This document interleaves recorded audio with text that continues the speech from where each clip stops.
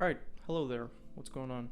It's been a hot minute since I made a video, about 3 months according to YouTube's algorithms, but the last couple videos did really well, so I'm gonna keep doing this and see where it goes. Alright, so it's 2023 and my goal for this year was to decrease the size of my kit as much as possible. I want to start shooting some documentary films, and that means sometimes carrying everything you have in a backpack, and I wanted to buy some lights that would actually fit in my backpack, not an aperture 600D or 300D or 300X or 120D even, something that would fit alongside everything else that I have in my backpack, and I found exactly those lights to get the job done, so I'll show you them now. Alright, so starting us off here, one of them is actually filling me in on this side of my face. These are the Yongnuo W140 RGB LED.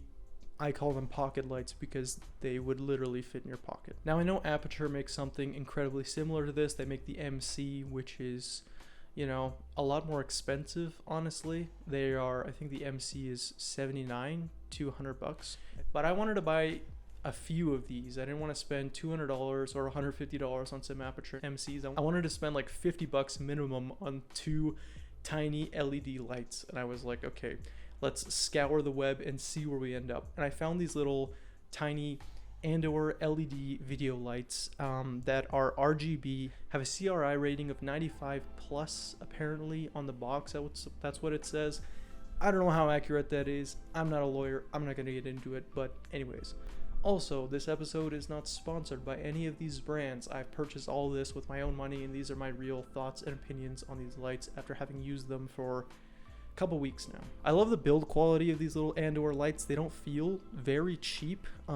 They feel pretty solid actually, even though they're incredibly light. They don't feel like they're gonna break in half if you drop them. This is one of them I have in my hand right now. This is at 100% capacity. They do get brighter. This is at the hue and saturation setting, but once you're on the Kelvin scale here and you want to dial in your color temperature, you can switch through them pretty easily from 2500 to 9000. Here we got our 2500 if you want some little sunlight here, you know. Pretty bright all around for how small it is. It's smaller than my iPhone.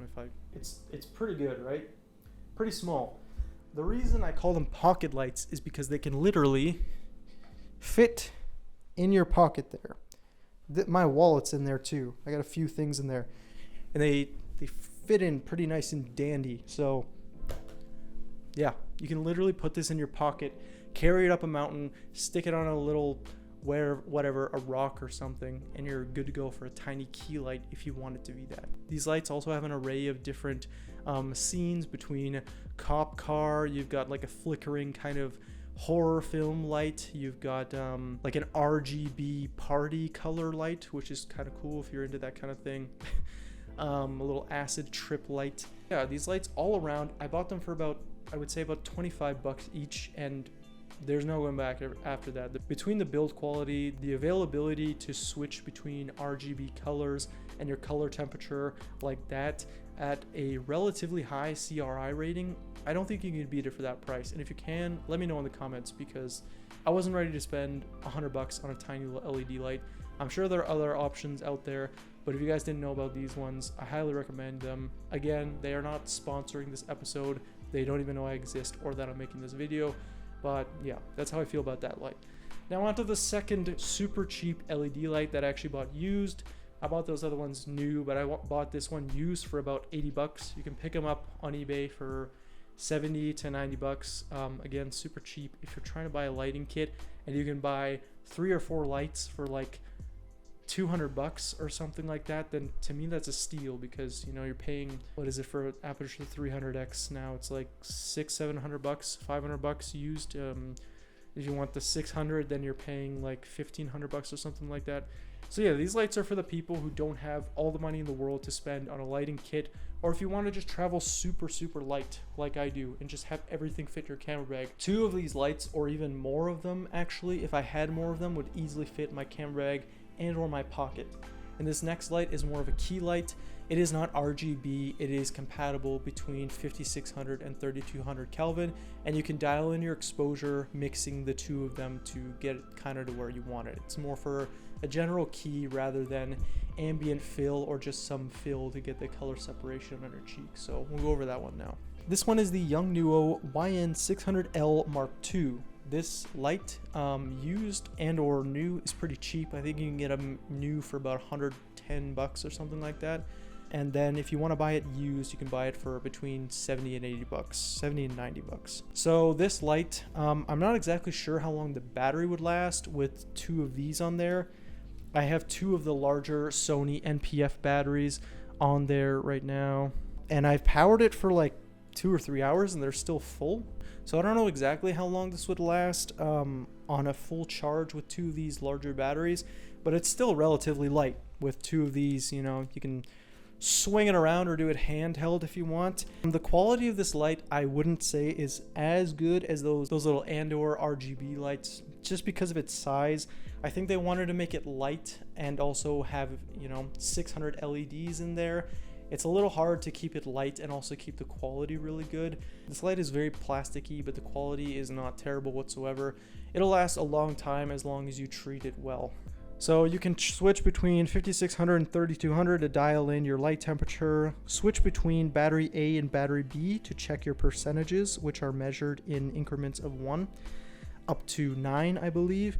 You can dial in your output in either 1s or 10s to line up your exposure and change how bright you want the light to be. And this light also has a fan to keep it from overheating because it is very bright. You can light up an entire room just with this light if you want to. I typically tend to bounce it into a ceiling to give that nice ambient light, and then from there I go and light my subject. Very awesome for that. It also has a ton of vents around the light to keep it from overheating as well. This also has a 1/4-20 mount on the bottom to stick it onto a light stand. And other than that, the barn doors on this light are a little bit flimsy. I feel like if you bent it too far, it might break. But yeah, that's pretty much it. I just wanted to make this video really quick to show you guys kind of the lights that I'm going into 2023 with as I try and really lighten up my kit. Everything that I have besides my tripod fits in my camera bag, and that's where I wanted it to be this year. Because as of late, I've had a ton of really heavy equipment. I've had 4 or 5 bags that I have to put into the trunk of my car to go to a job. I wanted to be able to throw a backpack on my back and just have everything in there and just carry my tripod in my hand and just go to a job. That's not exactly how I love to work. I love big cameras, I love big tripods, but that's not where my work is taking me right now. So right now, I just wanted to be as light as possible, and these lights really help with that. Super bright, super small lights, super cheap. You can buy them new or used for incredibly low prices. So if you're on a budget, you need some lights, these come highly recommended by me. Not that that matters much, but they're really good lights. So that's basically it. Just wanted to bring this video to you guys really quickly. I hope you guys have a wonderful 2023. Consider subscribing or leaving a comment under the video if you want to, and I will see you guys in the next video. Peace out.